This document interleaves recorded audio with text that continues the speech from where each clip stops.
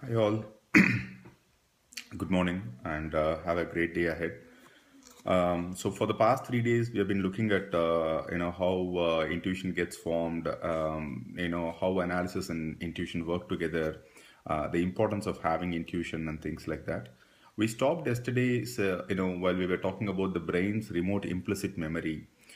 We still haven't got that far, but before that, we'll have to understand the structure of the brain and how it works, and then we'll talk about the brain's remote implicit memory.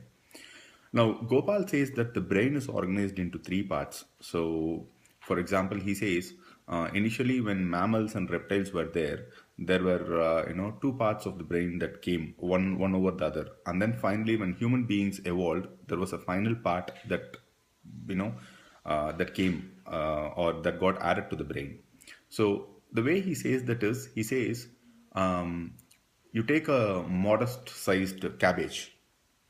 Take a cabbage, a small one that can be held in your hand, and then if you look at it, it has nice layers and all that wrapped up, right? So as you peel the layers, the cabbage basically comes out. Now, the layers is what the cabbage is made up of. Similarly, if you take our brain, one portion is like a cabbage where you have nice layers, everything put over and all that. In fact, he has validated this with his friends who work in the neurological industry, which is doctors who specialize in brain surgery, psychology, neurology, and all that. So there is one part of the brain which is looks like a cabbage. It's called neocortex. Neocortex, Cortex.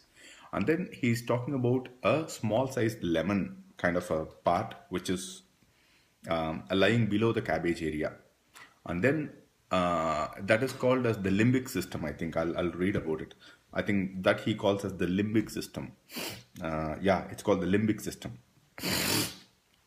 And then finally, there is a very small portion which is like the green pea that we use in cooking, green peas, right? So take one green pea, which you can position below the lemon area. So if you drill through the center and tie them with a wire and keep them from the top, if you hold it from the top, you will have the cabbage, then the lemon, and then the pea.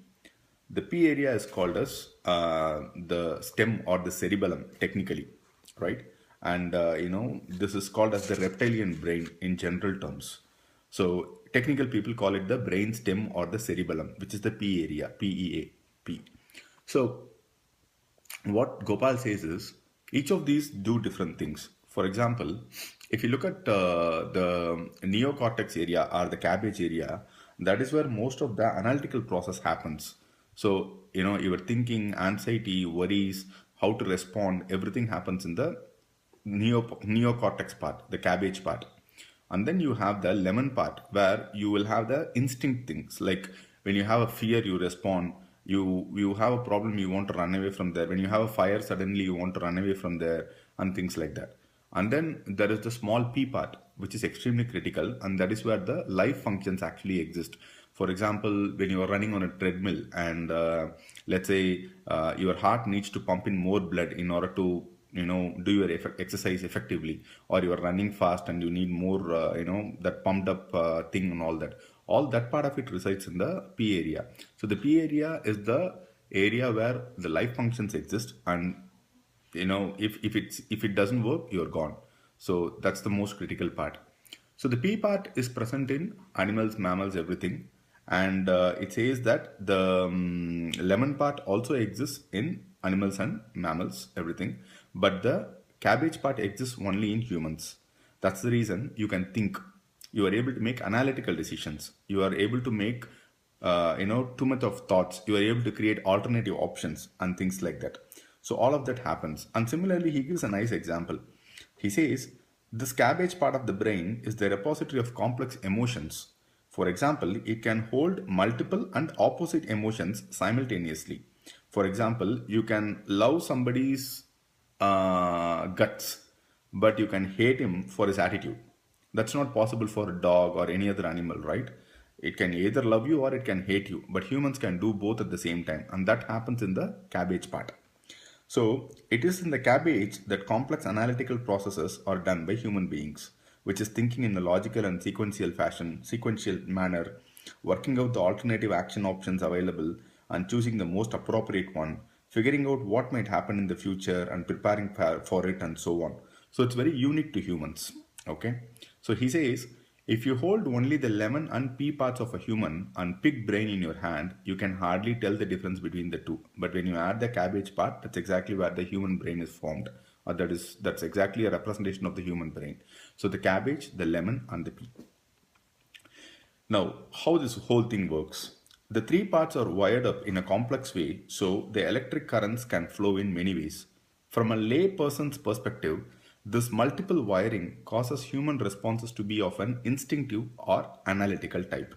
So, he says, although the brain structures are similar in all people, the wiring in the brain works differently for different people. An instinctive response comes out of a different brain circuit as compared to an analytical response. Now, he gives a nice example.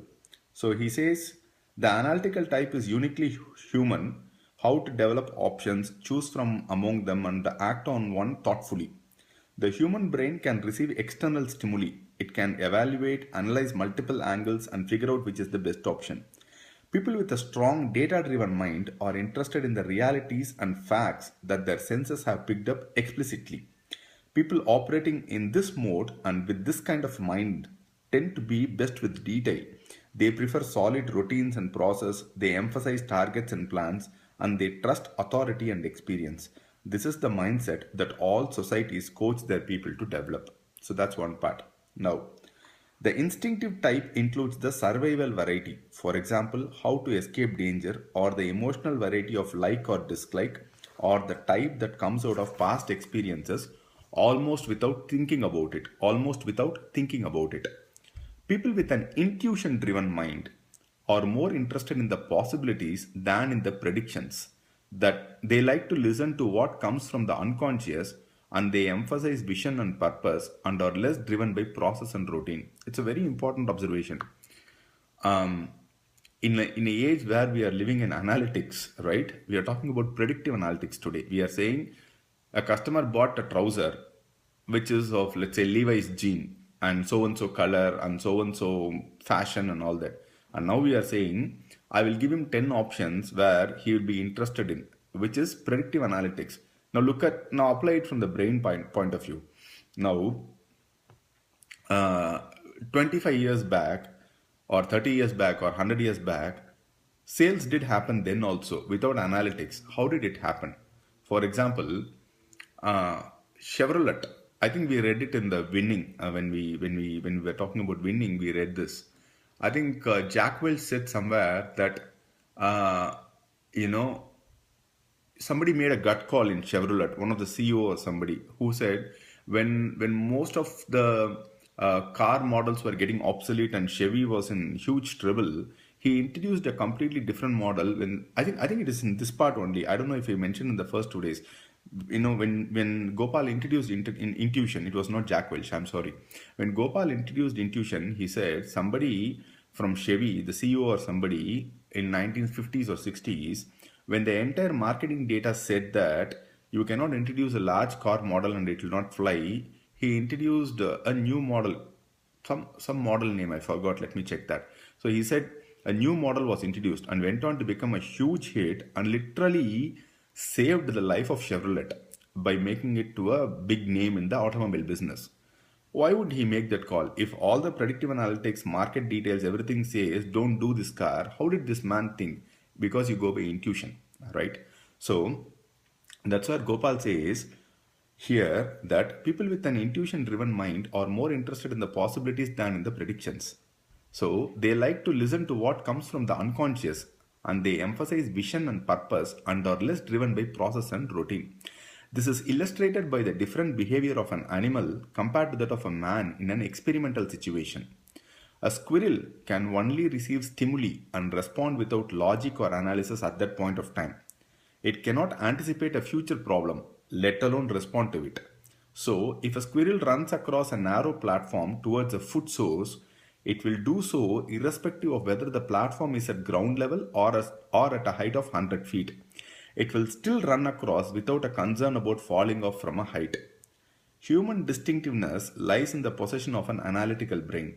If the narrow platform is at ground level, the instinctive brain says go and the analytical brain agrees. However, If the platform is raised to a height of 100 feet, the analytical brain will point out the dangers of running across the narrow platform at such a height and dissuade the instinctive brain from saying go. The consequence is that while the squirrel may still run across, the human being is unlikely to scamper across the same platform. I'll stop it here. I wanted to actually do Brim today, but it already runs beyond 10 minutes 20 seconds. So I'll stop it here.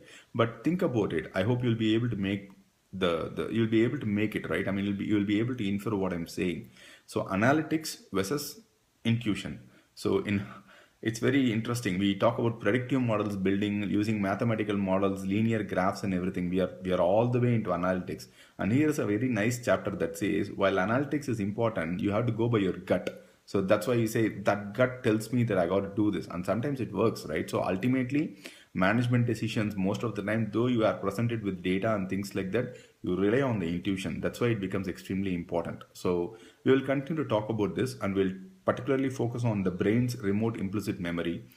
Probably tomorrow we'll finish it. So for today, I'll stop it here. Thanks a lot for listening, and you have a wonderful day. Take care. Bye.